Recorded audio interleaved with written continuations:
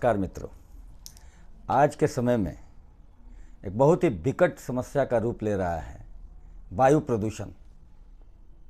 Air quality index लगातार बढ़ते चला जा रहा है। अब प्रदूषण के इतना अधिक बढ़ने के कारण हमारे शरीर में हम शुद्ध हवा जो है हमारे फेफड़ों तक पहुंच ही नहीं पा रही है। अब जब शुद्ध हवा फेफड़ों तक नहीं पहुंचने के कारण उसका सीधा प्रभाव हृदय पर पड़ता है, लीवर पर पड़ता है, जिससे बहुत तरह की बीमारियों का समावेश हमारे शरीर में होता चला जा रहा है। WHO की एक मुख्य एजेंसी है, international agency for lungs cancer. तो उसके अनुसार वायु प्रदूषण के कारण फेफड़ों के कैंसर का होने की संभावना बहुत बढ़ जाती है। खासकर अभी ठंडे का मौसम आ रहा है। ठंडे के मौसम में तो जो नलिकाएं हैं उसके सिकुड़ जाने के कारण फेफड़ों के द्वारा श्वास को ग्रहण करने की क्षमता तो ऐसे ही कम हो जाती है। वायु प्रदूषण और शुद्ध हवा का अंदर नहीं जाना फेफड़ों के तहत, ये विभिन्न प्रकार की गड़बड़ियों को, रोग को दर्शाता है। तो आज हम लोग एक्यूप्रेशर विधा के साथ साथ अन्य कई के माध्यम से हम लोग इससे कैसे बचाव कर सकेंगे, इस वीडियो में हम लोग यही जानते हैं। तो सबसे पहले हम लोग जानें कि किस प्रकार इसका बचाव किया जा सकता है। सबसे पहले हम लोगों को जल का और तरल पदार्थ का उपयोग अत्यधिक करना होगा। गुनगुने पानी का प्रयोग हम लोगों को करना होगा। गुनगुने पानी के साथ साथ हम लोगों को संक्रमित होने से बचना होगा। संक्रमित होने से बचने के लिए अच्छा सा उपाय है कि बहुत सुबह और थोड़ा शाम के समय में बाहर कम निकलना चाहिए, क्योंकि उस समय का रेशियो जो है बहुत बढ़ा हुआ रहता है। इसके साथ साथ हम लोग को पोषक तत्व लेना होगा अत्यधिक मात्रा में, जिसमें विटामिन ए, सी, ई इस तरह का पोषक तत्व का ग्रहण करना होगा। मिनरल जैसे सेलेनियम, जिंक, पोटेशियम आदि का प्रयोग हम लोग को करना होगा। छुहाड़ा जो है वो प्रतिदिन एक लेना होगा। एक चुपचाप छुहाड़ा भी होता है जो साइज़ में बड़ा होता है, उसका प्रयोग अगर हम लोग करते हैं तो अत्यधिक अच्छा है। इसके साथ साथ हम लोग को तुलसी का काढ़ा, तुलसी जी का काढ़ा बहुत ही प्रभावी इसमें होगा।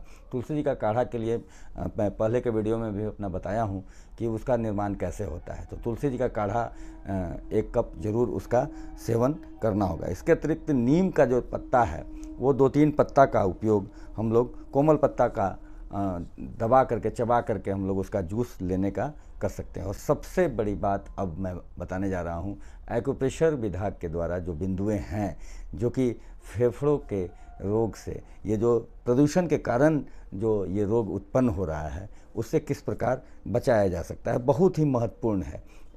पहला बिंदु है GV14। GV14 ये वो पॉइंट होता है, वो चित्र में भी दिखाया गया है। मैं बता दूं कि यहाँ पीठ के तरफ एक ऊंचा एक हड्डी है, उस हड्डी का वो सर्वाइकल 7 होता है और उसके नीचे थोरेसिक 1, इन दोनों के बीच में GV14 पॉइंट होता है। उसको हम लोगों को दबाना है। एक्यूप्रेशर पॉइंट कोई भी जो होते हैं उस पर दबाव देना है, या फिर उस पर आप मेथी दाना या फिर मैग्नेट्स भी लगा सकते हैं। वैसे दबाव जब देते हैं जिमी से तो वहाँ पर 1 मिनट तक दबाव देना है। GV14 के बाद GV20 ये ठीक इस स्थान पर इसका पॉइंट्स आता है। ये चित्र में भी मैं उसको बता रहा हूँ। इसके साथ साथ अगली बिंदु के रूप में, मुख्य बिंदु के रूप में LI4 है। LI4 इस प्रकार हथेली को करेंगे और ये माउंट जो बन रहा है ये LI4 का बिंदु है। इस बिंदु पर हम लोग दबाव देंगे।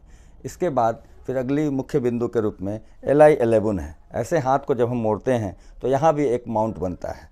उस माउंट पर हम लोग LI11 वो बिंदु है, इस पर हम लोग दबाव देना है। SP6 एक प्रमुख बिंदु है, वो पैर में होता है। वो मैं आप सभी को चित्र में यहाँ स्क्रीन पर दिखा रहा हूँ।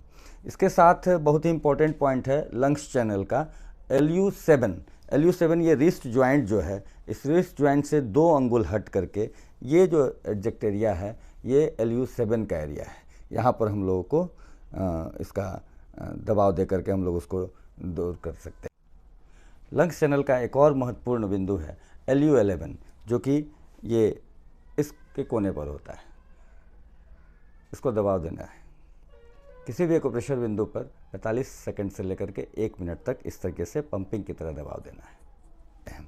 इसके बाद ST3 है। ST3 जो बिंदु है, ये आँख के बीच वाली जो पुतली है और ये नाक से जस्ट बगल में और मुंह दांत के पास, ये जो बिंदु है वो ST3 बिंदु है। इस पर हम लोग को दबाव देना है। इसके बाद ST36 एक प्रमुख बिंदु है। ST36 भी पैर में है, उसको मैं चित्र में दिखा रहा हूँ। और K3 एक बिंदु है, किडनी का 3 नंबर बिंदु, उसको जो है भी चित्र में दिखाया जा रहा है। और CV17 है। CV17 जो बिंदु है, ये दोनों निपल होता है इसके ठीक सीध में, यहाँ सामने इस जगह पर हम लोग दबाव दे करके इसका उपचार कर सकते हैं। इसके साथ साथ प्राणायाम, योग का जो प्राणायाम है, इस प्राणायाम का भी इसमें बहुत ही कारगर इसका प्रतिफल मिलता है।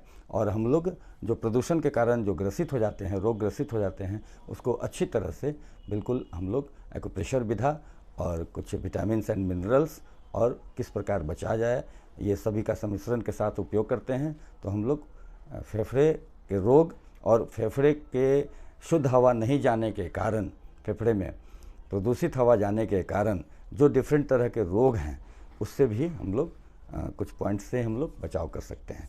सबसे अच्छा उपाय तो यही है कि हम लोग को प्रदूषण को समाप्त करने का वैसा प्रयास करना चाहिए कि हम लोग का एयर इंडेक्स जो है, एयर क्वालिटी इंडेक्स जो है, वो नीचे की ओर आवे। धन्यवाद।